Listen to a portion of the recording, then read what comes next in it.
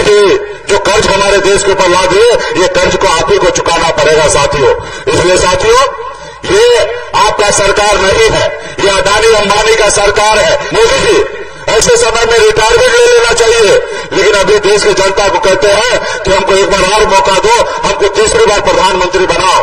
जो सड़क पे जाके गोली खाने के लिए तैयार है, ऐसे युवा को 22 साल में रिटायरमेंट करने का सोचते हैं और खुद 75 साल के बाद वो कहते हैं कि हमको तीसरी बार प्रधानमंत्री बनाइए। जनता जो है वो मालिक है और आप ही को निर्णय लेना पड़ेगा कि मोदी जी रहे या नहीं रहे, ये निर्णय आपको लेना पड़ेगा। नमस्कार, आप लाइव बिहार देख रहे हैं। मैं हूं राजमोहन तिवारी। देखिए, लोकसभा चुनाव के लिए 19 अप्रैल को प्रथम चरण की वोटिंग होनी है और आज 17 अप्रैल यानी कि प्रचार प्रसार का आखिरी दिन। और ऐसे में बिहार की राजनीति में तमाम नेता पूरी ताकत झोंके हुए हैं। बात औरंगाबाद, गया, जमुई और नवादा की है, जहां पर 19 अप्रैल को वोटिंग होनी है। और ऐसे में एक तरफ एनडीए पूरे जोर शोर के साथ मैदान में है, तो वहीं दूसरी तरफ आईएनडीआईए गठबंधन का पूरा जिम्मा तेजस्वी यादव और मुकेश सहनी ने अपने कंधों पर उठाया है। और आज तो वीआईपी सुप्रीमो सन ऑफ मल्ला मुकेश सहनी औरंगाबाद में आरजेडी उम्मीदवार अभय कुशवाहा को जिताने के लिए पूरे दमखम के साथ बीजेपी पर खूब जोर शोर से गरजते नजर आए। कमियां एक एक करके गिना दी। अब तक क्या हुआ और क्या कहा था, क्या किया, ये तमाम सवाल उन्होंने अपने जनसभा में मौजूद जनता के सामने उठाए हैं। आखिरी दिन जिस प्रकार की हुंकार उन्होंने औरंगाबाद में भरी है, वो पहले हम आपको सुनाते हैं। उन्होंने कहा कि विदेश में काला धन है, हमको लाइए, और विदेश से काला धन लाएंगे, हर किसी के खाता में 15-15 लाख रुपए देंगे। क्या आपके खाता में 15 लाख रुपए आया? उन्होंने कहा किसान की आय को दुगुनी करेंगे, हम आएंगे, किसान की आय की दुगुनी होगा। क्या आज हमारा किसान खुशहाल है? उन्होंने कहा कि हमें लाइए और हर गरीब का घर 2022 से पहले पक्का का घर बना देंगे। क्या आपका पक्का का घर बन गया? तो साथियों, अब बताइए, जो प्रधानमंत्री आए हमसे इतना झूठ बोले और अभी भी वो हमसे वोट मांगे, उनको शर्म नहीं आ रहा है। लेकिन आपको हमको तो थोड़ा सोचना है, ये देश आपका है। आज देश के ऊपर 2,10,000 करोड़ रुपए का कर्ज डाल दिया है। ये मोदी जी आज है, कल नहीं रहेंगे। कल ये कर्ज को कौन चुकाएगा? ये कर्ज को चुकाइएगा आप लोग, हमारे आने वाला पीढ़ी को चुकाना पड़ेगा। कोई भी देश का प्रधानमंत्री बनेंगे, वो देश का कर्ज नहीं चुकाएंगे। ये मोदी जी जो कर्ज हमारे देश के ऊपर ला दिए, ये कर्ज को आप ही को चुकाना पड़ेगा साथियों। इसलिए साथियों, ये आपका सरकार नहीं है, ये अडानी अंबानी का सरकार है, ये गरीब का सरकार नहीं है साथियों।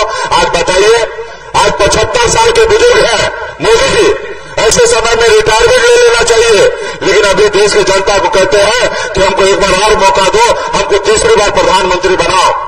और दूसरी तरफ मोदी जी एक योजना लाए थे, अग्निवीर योजना।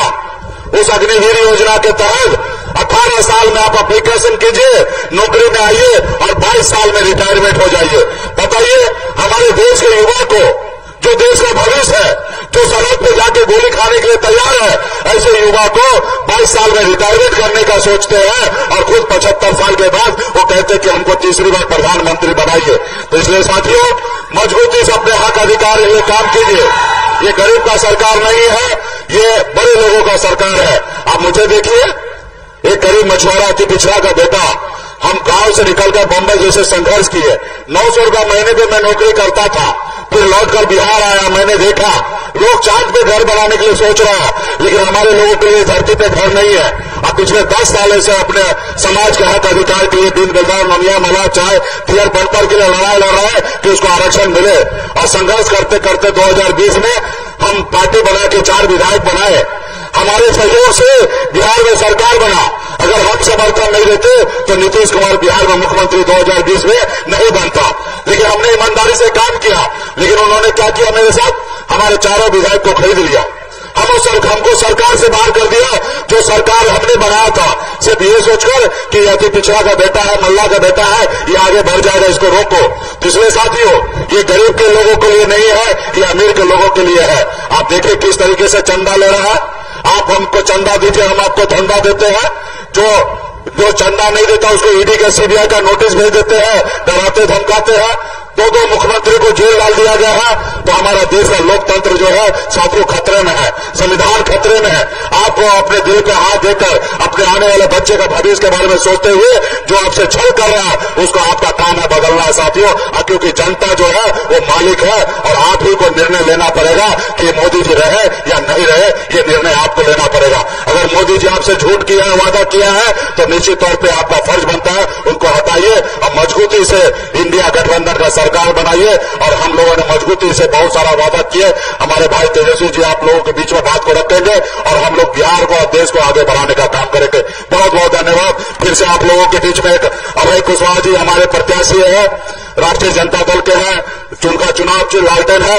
मजबूती से इनको वोट करके बटन दबाकर इसको विजय बनाइए, आपका क्षेत्र का विकास होगा। बहुत बहुत धन्यवाद। तो अभी आपने सुना वीआईपी सुप्रीमो मुकेश सहनी को, जो कि औरंगाबाद में आरजेडी के उम्मीदवार अभय कुशवाहा के लिए प्रचार प्रसार करने पहुंचे थे। मंच पर तेजस्वी यादव भी मौजूद थे। बीते कई दिनों से दोनों ही युवा नेता बिहार के अलग अलग जिलों में, अलग अलग संसदीय क्षेत्रों में पूरी ताकत लगा के आईएनडीआईए गठबंधन के उम्मीदवारों को जिताने का प्रयास करते हुए नजर आ रहे हैं। और प्रथम चरण की वोटिंग से पहले आज 17 अप्रैल को प्रचार प्रसार का आखिरी दिन है और ऐसे में सुबह से ही ये दोनों नेता अलग अलग संसदीय क्षेत्रों में घूम रहे हैं। औरंगाबाद में अभय कुशवाहा को जिताने के लिए आखिरी बार इनके तरफ से आज प्रचार किया गया है। अब जनता कितना समर्थन करेगी, इन दो युवा नेताओं की जोड़ी को कितना वो पसंद करेगी, ये तो 4 जून के रिजल्ट में पता चलेगा। लेकिन बात औरंगाबाद की ही नहीं, इसके अलावा जमुई, इसके बाद नवादा और गया में भी इनकी जनसभाएं हैं। देखना होगा उस प्रकार की जो राजनीति और रणनीति बिहार में देखने को मिल रही है, उसमें ये जोड़ी जो है वो कितना कारगर साबित होती है, कितना हिट होती है। बने रहिए लाइव बिहार के साथ। आप सभी का बहुत बहुत धन्यवाद। YouTube पर सब्सक्राइब और Facebook पर लाइक जरूर करें।